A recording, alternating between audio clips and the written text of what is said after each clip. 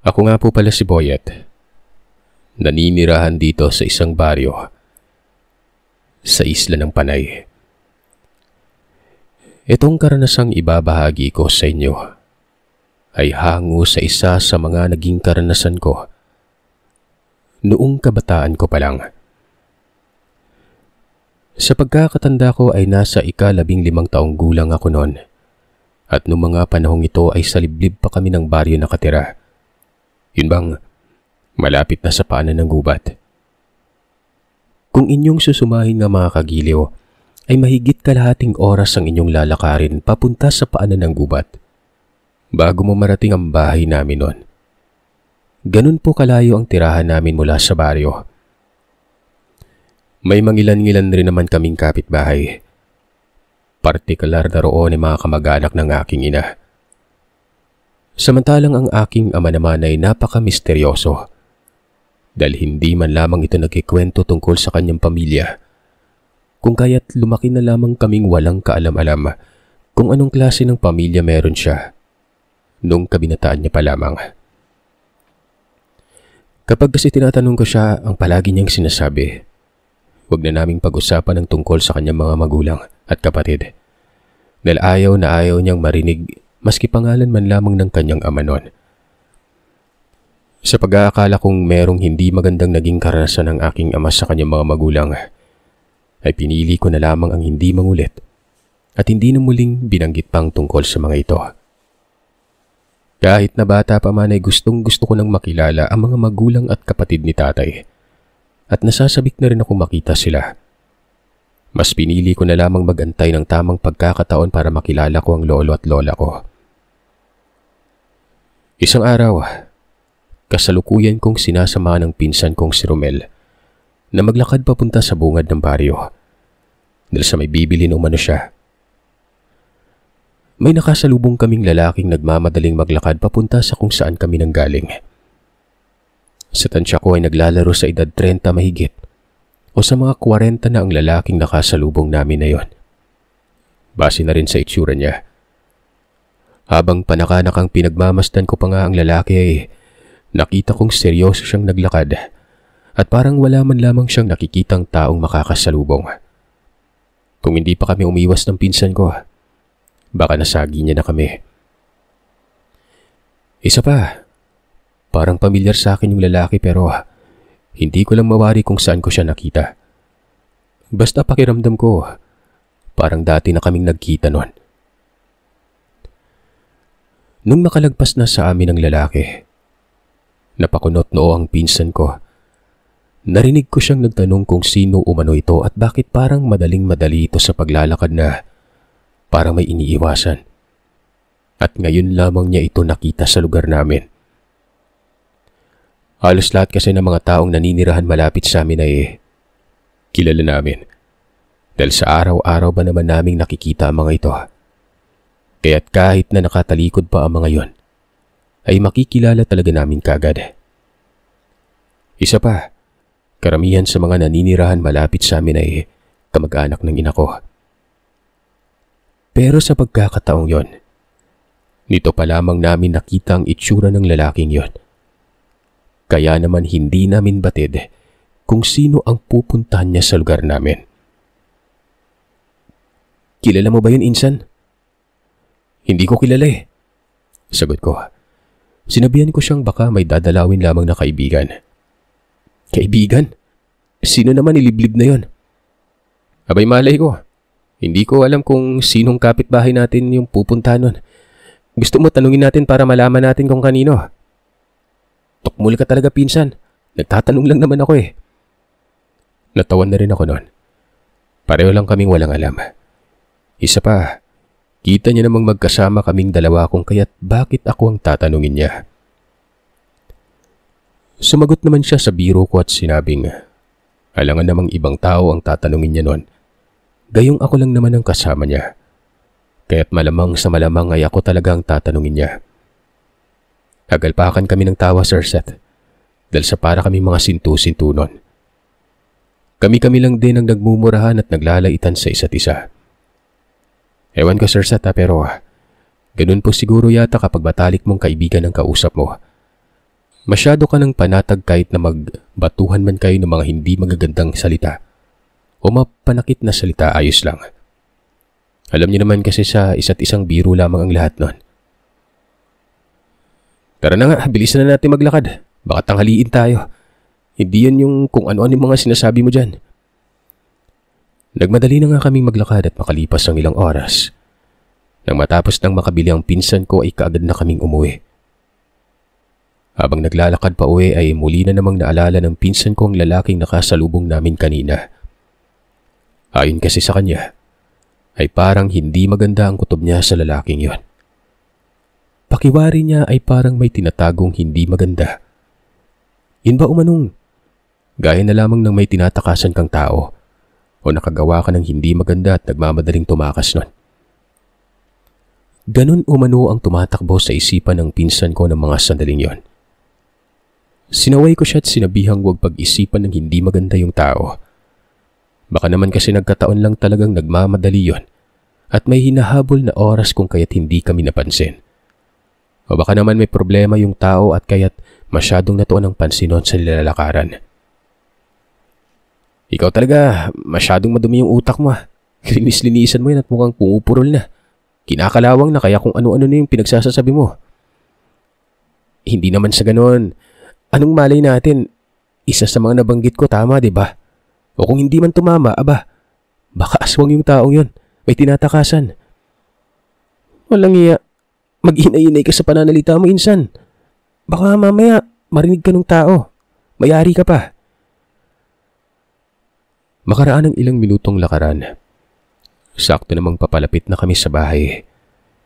May nababanaag akong taong kausap ng aking ama sa bakuran. Nakita kong seryoso ang pagmumukha ni tatay at parang nagdidiskusyon ang dalawa.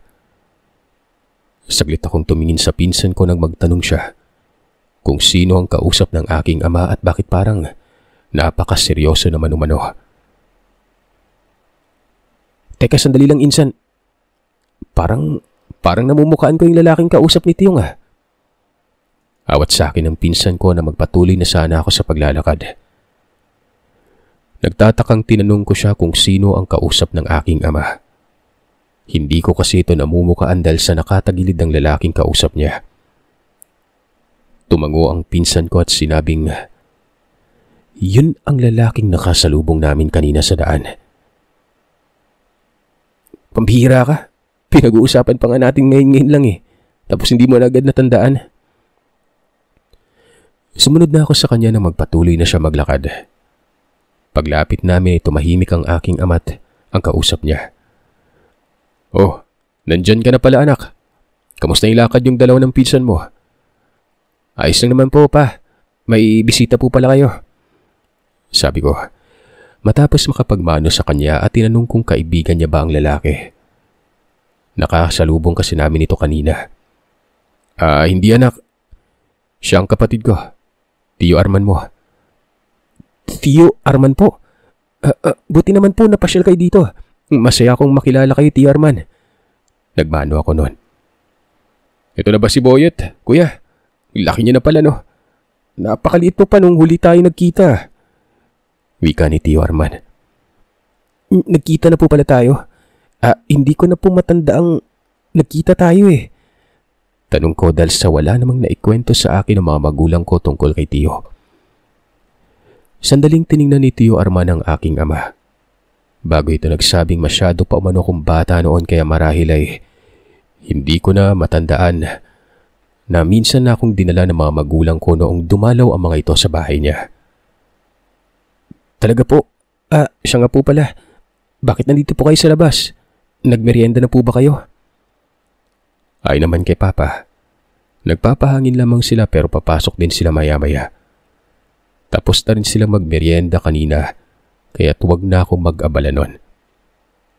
Ganun po ba? Sige po, pupunta na ho muna ako sa bahay ni Romel pa. Tio Arman, tutulungan ko lang siyang bitbitin itong mga pinamili niya. Matapos tumango ang aking ama ay kaagad na naming tinungo ang bahay ng pinsan ko. Insan, kapatid ba talaga yun ng papa mo? Tanong ni Romel. Matapos kong mailapag ang pinamili niya nang makarating na kami sa bahay niya. Nagtatakang tinanong ko siya kung bakit natanong niya yung ganong klase. Ano kasi, parang ang layo ng mukha nila eh. Alam mo yun, hindi sila magkahawig. Di ba may ganun naman talaga insan? Hindi naman lahat ng magkapatid magkakahawig eh. Matapos kong tulungan ng pinsan ko ay saglit pa akong tumambay sa bahay niya bago umuwi ng bahay. Hapon na nun, nalaman kong maninirahan muna ng ilang linggo si Tio Arman sa bahay namin. May importante lamang umano itong inaasikaso malapit sa lugar namin nun. Kaya naman pansamantalang sa bahay muna ito tutuloy. Unang gabi pa lamang ng pananatili ng kapatid ni Papa sa bahay, may kakaiba na akong nararamdaman.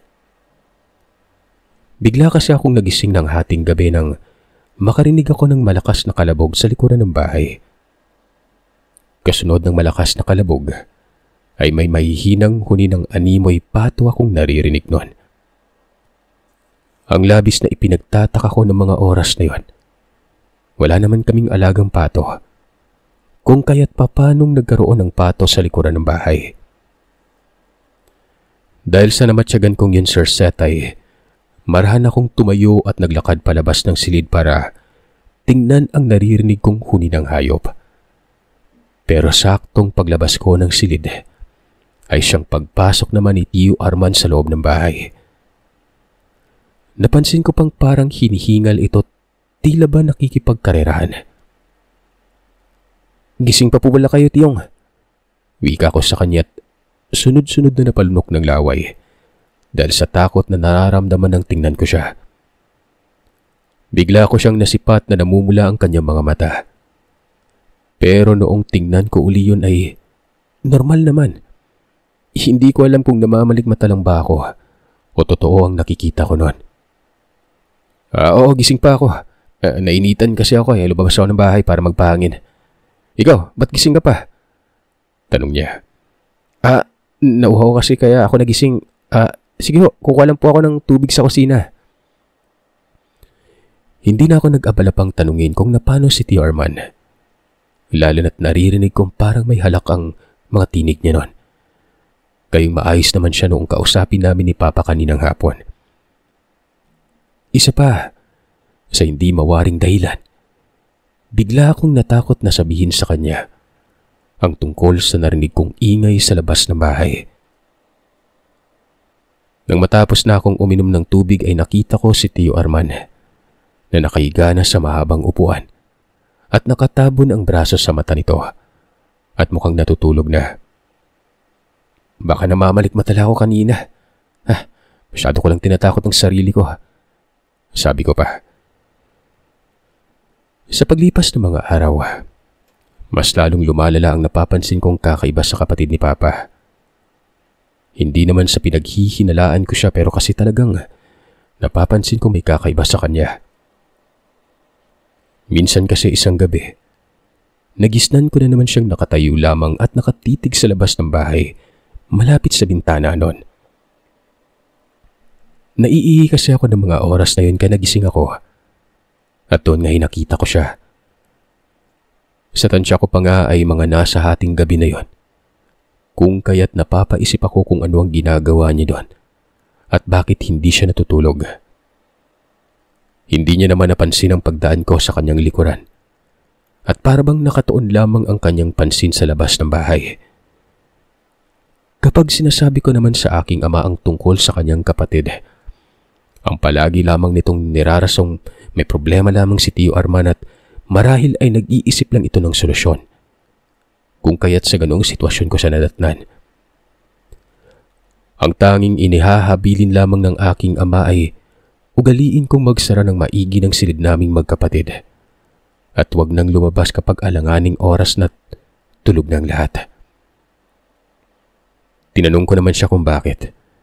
Samantalang dati-rati naman ay pwede naman akong lumabas ng silid tuwing hating gabi para umihi o kaya naman ay uminom ng tubig doon. Sundin mo na lang ang sinabi ng papa mo at huwag na maraming tanong pa, sabi ni nanay. Tumango na lamang ako. Alam ko kasing kapag mangungulit ako ay tiyak na mayayari ako sa aking inang ubod ng sungit.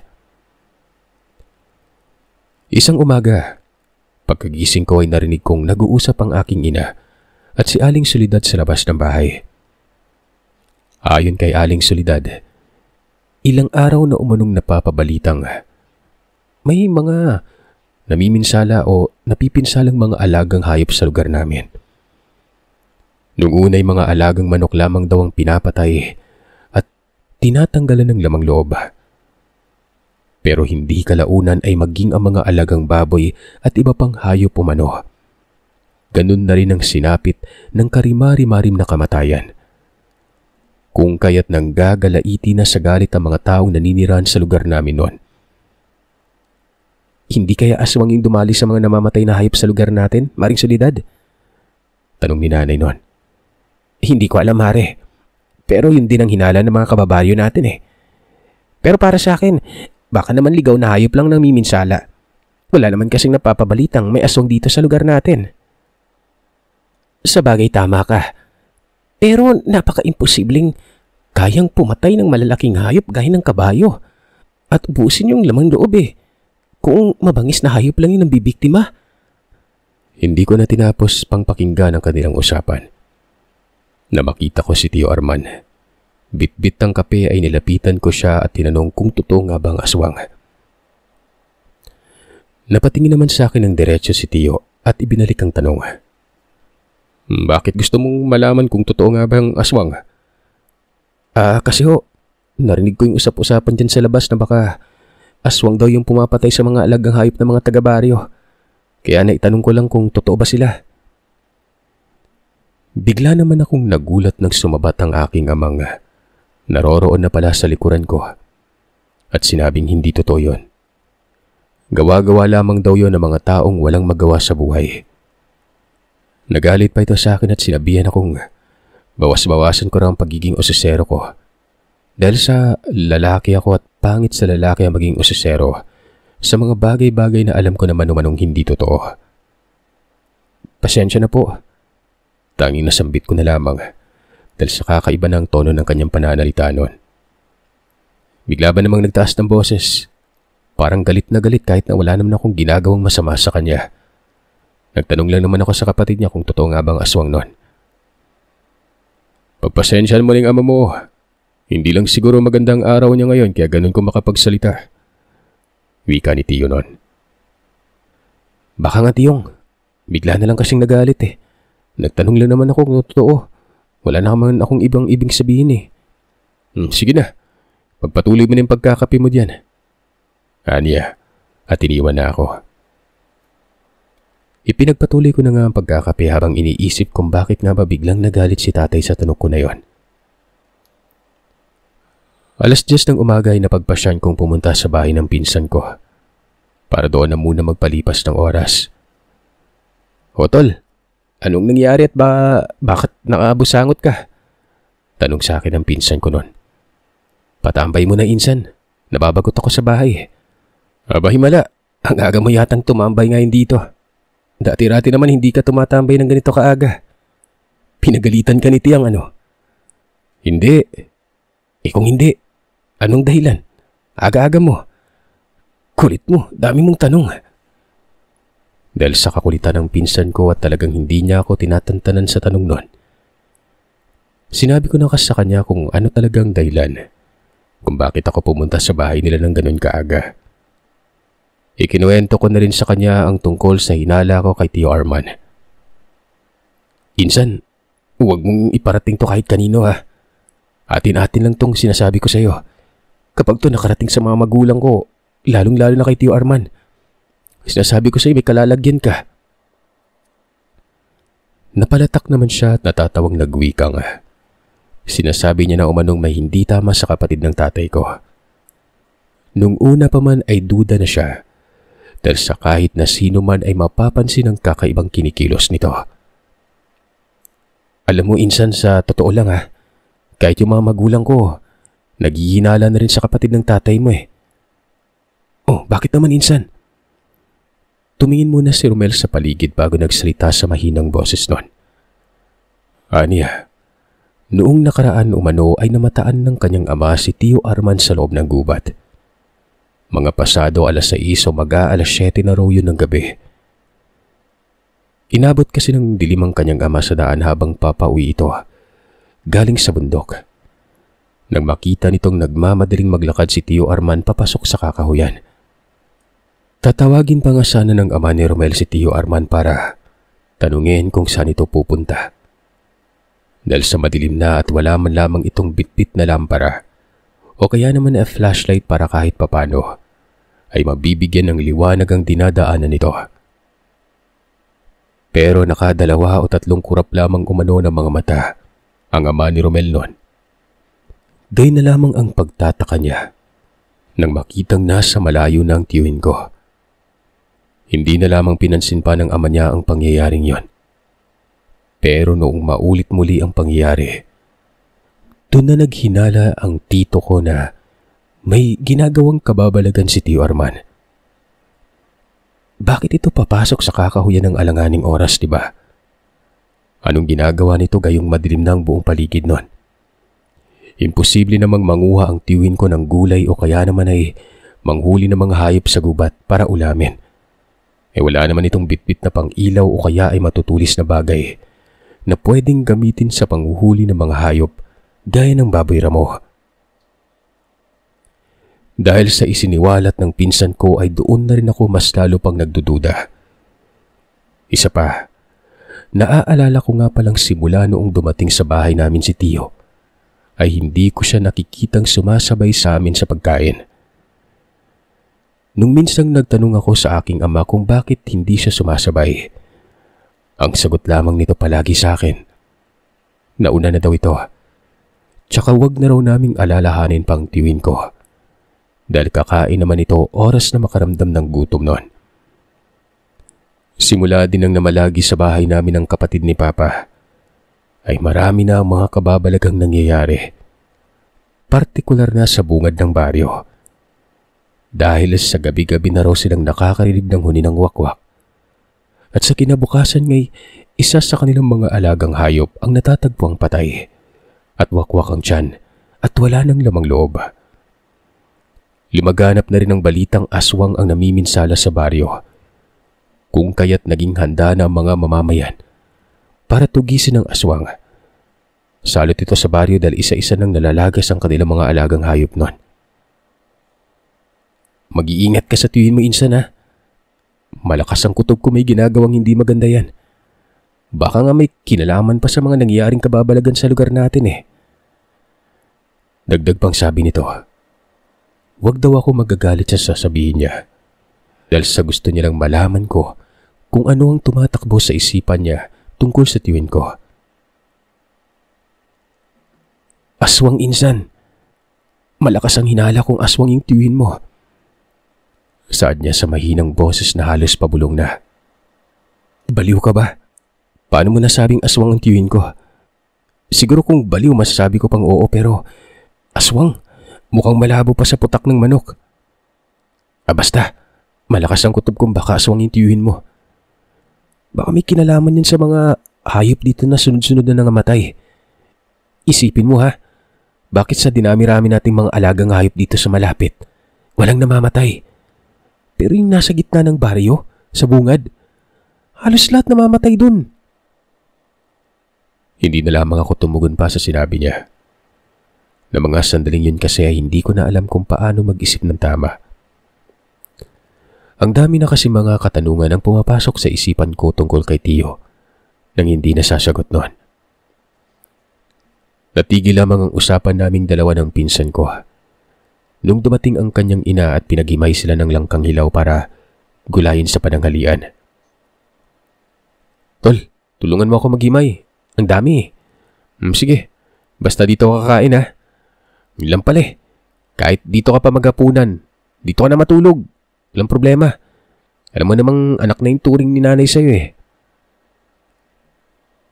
Kinagabihan ng araw na yon, nakalimutan kong umihi bago matulog. Nang sumapit ang ika-2:00 na madaling araw, nagising ako at nakaramdam ng pagkaihi nun. Pagkabangon ko ay dali-dali na akong tumakbo patungo sa banyo. Habang nasa kalagitnaan na ako ng ginagawa ko, may naririnig akong hingal na para bang nanggagaling sa taong hinihika. Yun bang parang nakikipagkarerahan, dali-dali kong tinapos ang ginagawa. Sumilip ako sa butas ng dingding. Habang hinahanap ng mga mata ko ang ingay na naririnig ko kanina, nasipat ko si Tio Arman na nakatayo sa hindi kalayuan. Para itong balisa at panay ang tingin sa paligid na aakalain mong may sakit na epilepsy. Maya't maya ang pagpitik ng leeg niya. Ang damit din itong suot. Malinaw kong nakikitang may mga mansyang pula. Hindi ko nga lang matukoy kung dugo ba ito o kung hindi nun. Pero ang mas ikinakatakot at ikinagulat ko, nanlilimahid ng pulang likido ang kanyang bibig.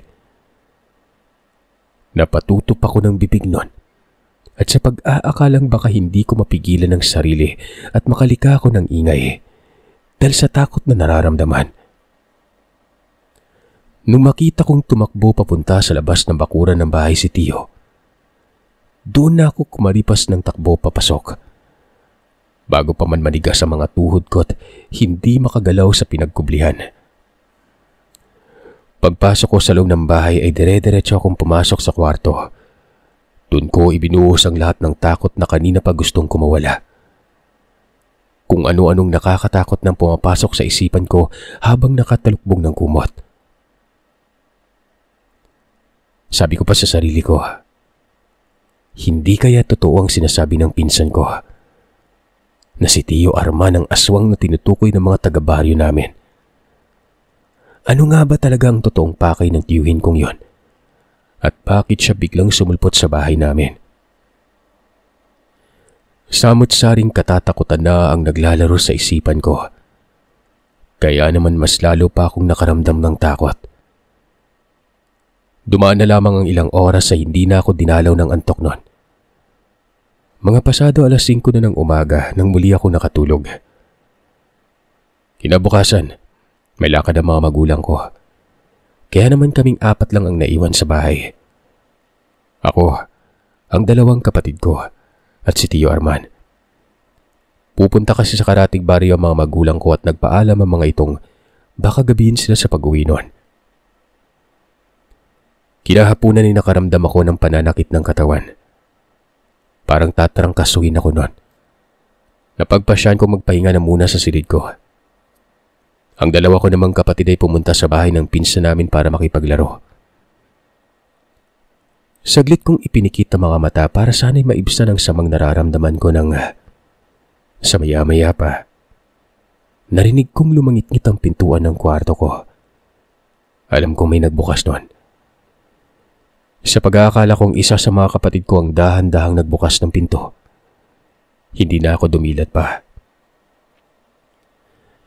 Ilang sandali pa ay narinig kong lumangit-ngit na rin ang sahig ng bahay.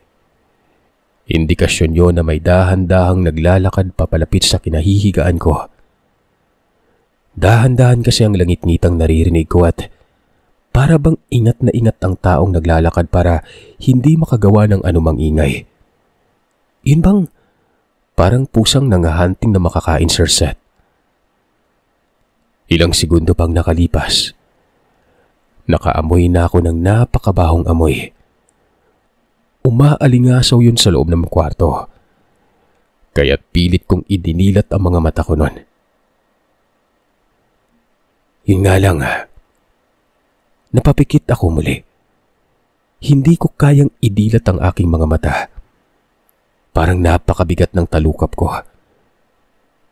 Nararamdaman ko na rin parang may pumapatak na tubig sa balikat ko nun. Kasunod nun, parang may humihinga sa tabi ko. Para na akong nagdidiliryo, Sir Seth, dahil hindi ko maigalaw ang sarili ko at pakiwari ko ay nananaginip ako na merong nakadagan sa akin.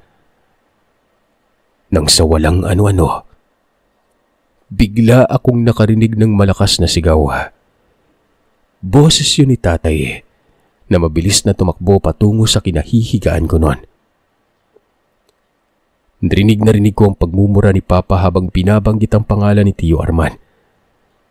Nararamdaman ko rin may biglang lumundag mula sa paanan ko at parang tumalon yon sa bintanang malapit lamang sa higaan. Nang lapitan ako ng aking ina at tinapik-tapik ang bisgi ko, saka ko pa lamang naidilat ang mga mata ko noon. Kinusot-kusot ko pa ito at napahawak sa sentido dahil sa samang nararamdaman. Nang idilat ko ang aking mga mata, nakita ko ang pinsan ko at ang tiyahin ko, tsaka si Aling Soledad. "Anong nangyari sa iyo, anak? Diyos ko, napakataas ng lagnat mo." Nag-aalalang tanong ng aking ina matapos kapain ng noo ko noon. Ma, si Papa nasaan po siya? Narinig ko yung boses niya kanina lang." Tanong ko sa kanya. Sinabi niya sa aking may hinabol na demonyo lamang ang aking ama't mamaya-maya lang ay babalik din kaagad yon. Tinanong ko ang aking ina kung bakit nasa loob ng bahay si Aling Soledad, ang pinsan ko at ang tiyahin. Nagpaliwanag naman ito at sinabi nga nitong narinig nila ang pagsisisigaw ni tatay, kaya naman napasugod ng mga ito sa bahay. Makaraan naman ng ilang minuto ay bumalik na sa bahay si Papa at ang ama ng pinsan ko. Nang makalapit si Papa ay nagkwento itong hindi niya na naabutan pa ang kapatid niyang walang hiya dahil sa sobrang napakabilis nitong tumakbo. "Huwag lang talagang magpapakita sa akin yung aswang na yon. Baka hindi ko mapigilan ang sarili ko at mapatay ko siya." Tinanong ko sila kung ano ang nangyari. Ayon naman sa aking ama, saktong pagkapasok niya sa loob ng bahay, nakita nilang bukas ang pintuan ng silid naming magkapatid. At doon nga ay nang hilakbot sila nang makita nilang nakapatong na sa gilid ng hidaan ko ang kapatid ni tatay at nakadungaw sa akin na para bang anumang sandali sasakmalin ako nito. Walang tigil rin ang pagtulo ng laway nito habang umaangil nun. Nung tinawag niya umano ang pangalan ng kapatid niya, sa isang iglap lang, bigla na lamang itong naging napakalaking asong puno ng sugat ang katawan at tila makakalbo na mabilis na tumalon sa bintana. Doon ay nalaman ko na anak ng amain niya lang si Tio Arman at kaya't ayaw niyang pag-usapan ng tungkol sa pamilya niya. Yun ay dahil sa patay na talaga ang kanyang ama at nag-asawang muli ang kanyang inat. Sa kamalas-malasan pa ay may lahing aswang ang naging asawa niya. Ang akala niya ay nagbago na itong Tio Arman dahil sa matagal na panahon na silang hindi nakita. Yun pala hindi. Ultimong ang anak niya ay hindi nito pinalagpas. Pinayuhan naman siya ng ama ni Romel na sa susunod ay huwag basta-bastang tumanggap ng bisita. Dahil sa hindi mo alam kung tao bang may tuturing ang bisitang patutuluyin mo o hindi noon. Magmula noon, Sir Seth, mas lalong naging maingat kami.